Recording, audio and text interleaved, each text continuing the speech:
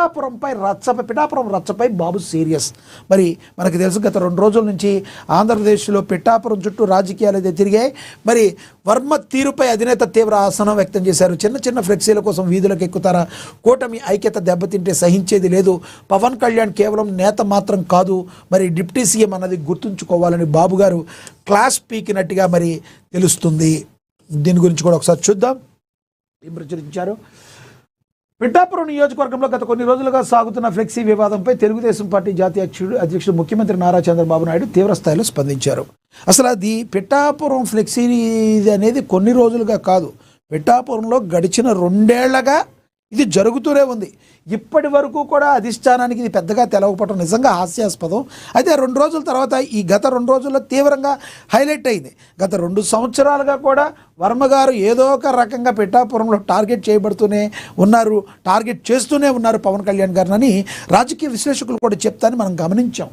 ఇక తదుపరి చూస్తే ప్రభుత్వ ప్రతిష్టను పెంచాల్సిన బాధ్యత గల కీలక నేతలే అత్యంత స్వల్పమైన ఫ్లెక్సీల గొడవల కోసం వీధులకు ఎక్కడంపై ఆయన తీవ్ర అసహనం వ్యక్తం చేశారు.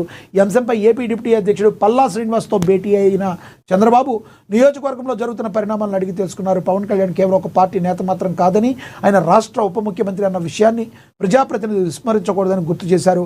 ప్రోటోకాల్ పేరుతో రచ్చ చేయడం వల్ల ప్రజల్లోకి తప్పుడు సంకేతాలు వెళ్తాయని, ఇది కూటమి ఐక్యతను దెబ్బతీస్తుందని హెచ్చరించారు. నియోజకవర్గంలో టీడీపీ నేత వర్మ, జనసేన నేత దొరబాబు మధ్య ఉన్న పాత రాజకీయ విభేదాలే ఈ తాజా గొడవలకు ఆజ్యం పోశాయని పార్టీ అధిష్టానం ప్రాథమికంగా గుర్తించింది. ఫ్లెక్సీల్లో ముఖ్యమంత్రి ఫోటో లేదనే వంకతో వివాదాలు సృష్టించడం కాకుండా క్షేత్రస్థాయిలో సమన్వయంతో ముందుకు వెళ్లాలని చంద్రబాబు స్పష్టం చేశారు. ఏదైనా సమస్య ఉంటే పార్టీ అంతర్గత సమావేశాల్లో చర్చించి పరిష్కరించుకోవాలి తప్ప బహిరంగంగా విమర్శలు చేసుకోవడంలో ప్రతిపక్షాలకు ఆయుధాలు ఇచ్చినట్లు అవుతుందని మందలించారు. రాజకీయంగా అత్యంత ప్రాధాన్యత కలిగిన పిఠాపురంలో ఇరు పార్టీల నేతలు పాలు నీళ్లలా కలిసి పనిచేయాలి, కానీ అక్కడ జరిగే ప్రతి కార్యక్రమం రాష్ట్రానికి ఒక రాజకీయ నమూనాగా ఉండాలని ముఖ్యమంత్రి ఆకాంక్షించారు. ఈ నేపథ్యంలో పార్టీ రాష్ట్ర అధ్యక్షుడు పల్లా శ్రీనివాసన్ రంగంలోకి దించిన చంద్రబాబు వెంటనే పిఠాపురం నేతలతో మాట్లాడి సర్దుబాటు చేయాలని ఆదేశించారు. స్థానిక నేతల మధ్య ఉన్న మనస్పర్ధలను తొలగించి కూటమి ప్రభుత్వ ఆశయాలకు అనుగుణంగా అందరూ కలిసి నడిచేలా చూడాలని సూచించారు. చిన్న వివాదాలను పెద్దవి చేశానని, అనవసర రచ్చ చేయవద్దని, వర్మతో నేరుగా మాట్లాడి పరిస్థితిని చక్కదిద్దాలని పల్లా శ్రీనివాస్కు దిశానిర్దేశం చేశారు.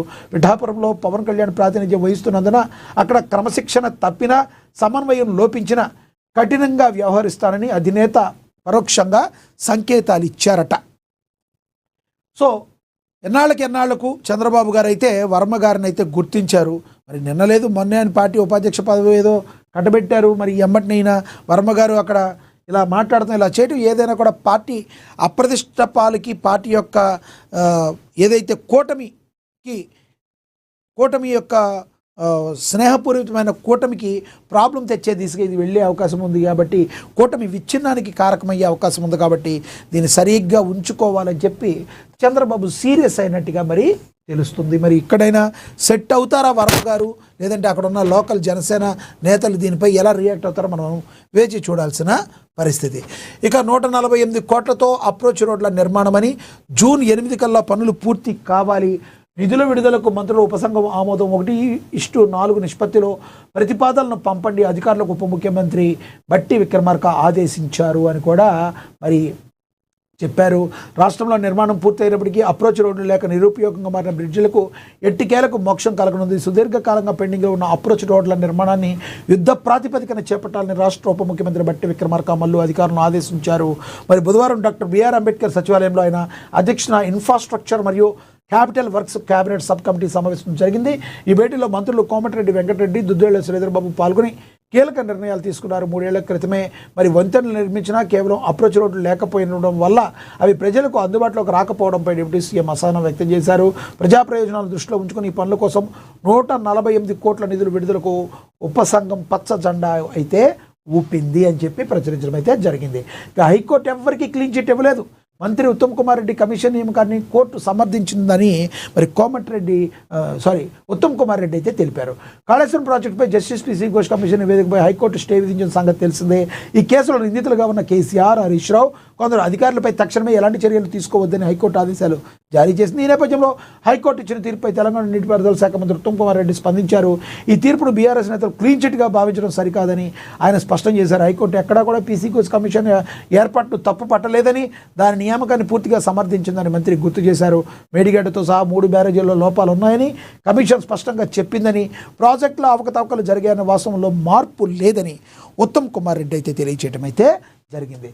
మరి ఇప్పటికిప్పుడు మీరు ఎటువంటి ఈ నిర్ణయాలు తీసుకోవద్దని చెప్పింది, కానీ కోర్టు మీకు ఏమైనా క్లీన్ చిట్ ఇచ్చిందా అని చెప్పి ఉత్తమ్ కుమార్ రెడ్డి కూడా మాట్లాడటం అయితే జరిగింది. పొంగులేటి కూడా అదే మాట్లాడారు, మనం ఇందాక చూసాం.